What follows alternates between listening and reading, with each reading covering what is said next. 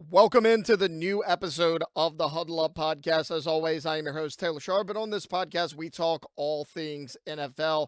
Today, I want to look at a position that I think might be the deepest in the entire NFL draft. Now, if you're sitting at home watching or listening to this, you're probably thinking, okay, he's about to give a rundown of the top running backs in this year's 2025 NFL draft class. And while I think running back is certainly deep, I think the wide receiver position is being incredibly slept on in this upcoming draft. I mean, look, we know about the top two or three guys.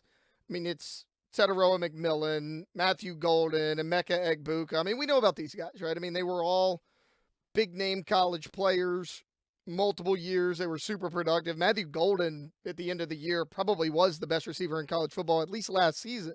We know about those guys. And look, running back is certainly a really deep position. It's not just Ashton Genty. I love Travion Henderson. I think he's phenomenal. Everyone's high on Amari Hampton. He might be a first-round pick.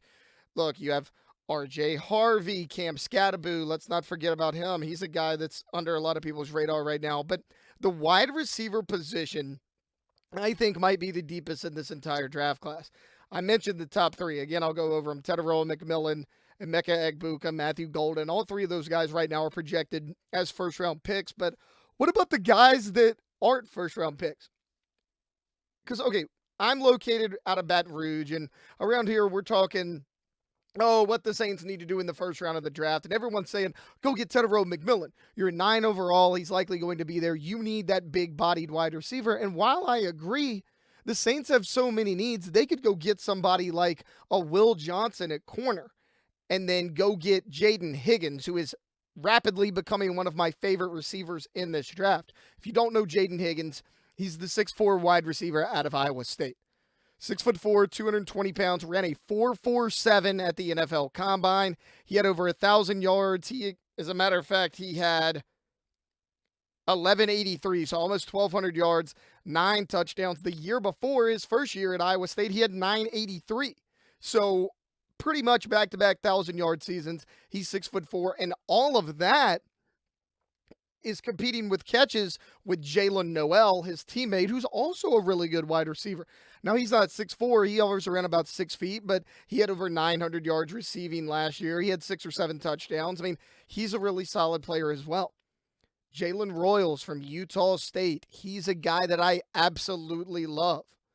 You look at what he did 2 years ago at Utah State. Played in 13 games, 71 receptions, 1,080 yards, 5 touchdowns, 15.2 yards per catch. This past season, only played in 7 games because of injury, and I think that's why he's not being talked about quite as much. I think if Jalen Royals was fully healthy, he'd be right in there in the thick of things as far as the top 3 or 4 receivers in this draft class. But even in 7 games this past season in 2024, and we know Utah State struggled to move the ball offensively, Jalen Royals, 55 catches, 834 yards, and 6 touchdowns in only 7 games.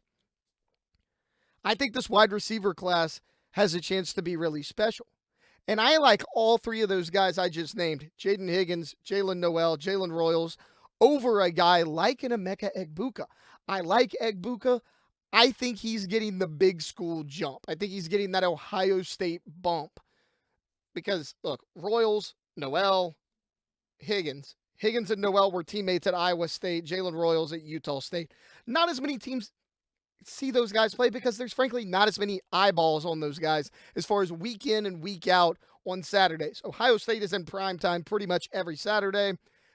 They won the national championship. Egbuka was a big part of their offense. I like Emeka Egbuka. The problem I have with Emeka Egbuka is no fault of his own. He has never been a wide receiver 1 on the college level. When he was young, it was Chris Olave, right? It was the Olave show. Then Marvin Harrison Jr. comes in. He's an absolute stud for 2 years. Then last season, it really looked like Egbuka was going to take over, but then entered Jeremiah Smith, who was one of the best players in college football, not just wide receivers. So you're looking at a guy who, while been very productive 3 or 4 years in college, has never been a true wide receiver 1, that every down go-to wide receiver. And you're going to potentially draft that guy in the first round to be a number 1 receiver, even though he's never even had to do that in the college ranks. I don't think that's a good idea. Again, Royals is coming off of an injury. He was a stud at Utah State. Teams keyed in on him and still couldn't stop him. Jaden Higgins was the wide receiver one. While competing with catches with Jalen Noel, he still put up incredible numbers back-to-back seasons. And he didn't have quite the quarterback play that Egbuka had at Ohio State. Now, look, Rocco Becht is a fine quarterback. I think Kyle McCord and Will Howard, undoubtedly better college quarterbacks, at least so far, over a Rocco Becht. So, look, whether you grab one of those top three guys, whether it's a McMillan, Matthew Golden, Emeka Egbuka, there's 3 or 4 guys down the limit. Look, and those are just kind of the top 3 of the second-tier guys. Nick Nash, no one is talking about Nick Nash. He, by all accounts, probably should have won the Biletnikoff last year. He had the triple crown in college football: receptions, yards, touchdowns, out of San Jose State, 6'1". He's probably going to be a 5th, maybe even 6th round pick. Kyron Lacey out of LSU. I understand he got into a little bit of legal trouble. We'll see where that gets him, but he's a 6'3", 210-pound, big-bodied wide receiver. I mean, there's guys out there.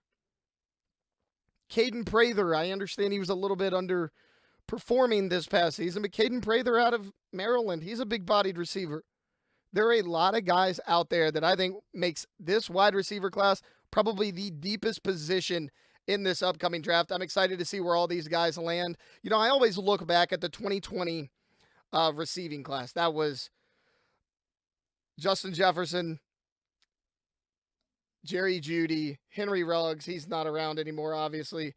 CeeDee Lamb, Brandon Ayuk, all those guys. I mean, that to me is one of the most talented wide receiver classes we've seen, just because there's not a huge talent gap from the first wide receiver taken all the way down to the bottom. I think this class could potentially rival that one. I love the potential of this wide receiver class. All right, that's going to do it for this episode of the Huddle Up Podcast. We'll continue to break down some of the top prospects and positions as we're just about 2 weeks away from the 2025 NFL Draft.